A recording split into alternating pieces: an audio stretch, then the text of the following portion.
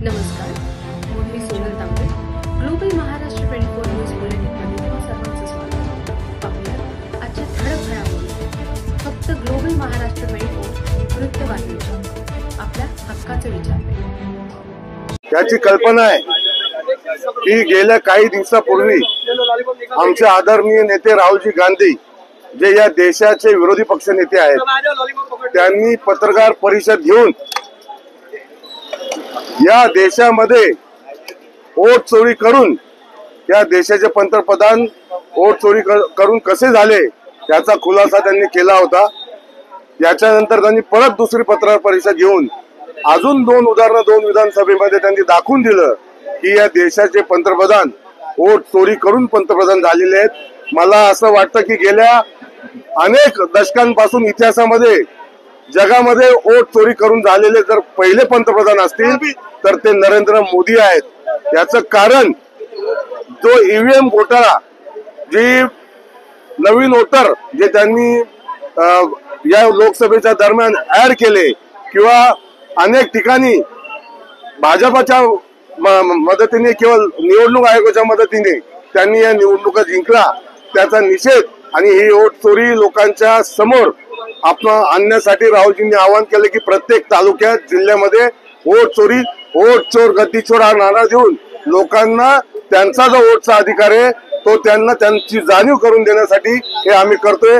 आजपर्यंत आपण बघितलं आपल्या देशामध्ये घरफोड्या होतात, दरोडेखोरी होते, बँक चोरी होते, सगळ्या चोऱ्या होतात, त्या पोलिसांमार्फत पकडल्या जातात.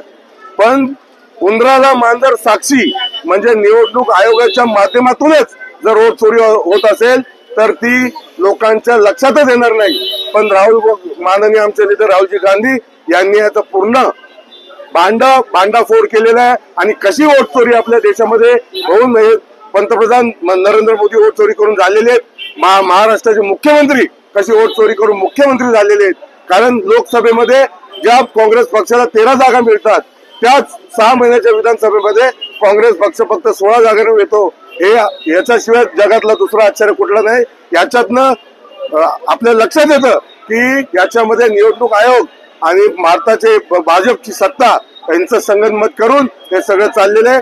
वोट हा सामान्य माणसाचा अधिकार आहे आणि ती चोरी करण्याचं काम भाजपचे लोक हे मोठं पाप करत आहे आणि ही चोरी आम्ही लोकांच्या लक्षात आणून दिल्याशिवाय राहणार नाही.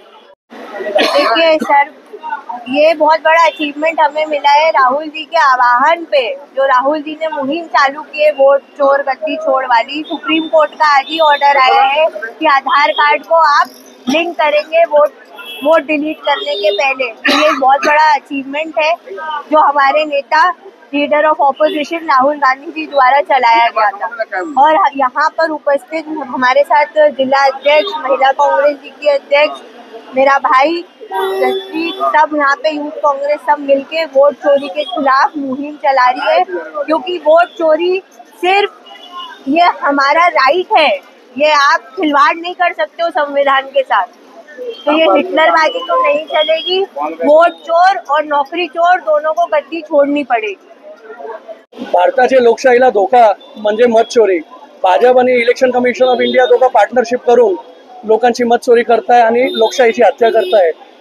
जनतेचा मत चोरी म्हणजे संविधानाचा अपमान.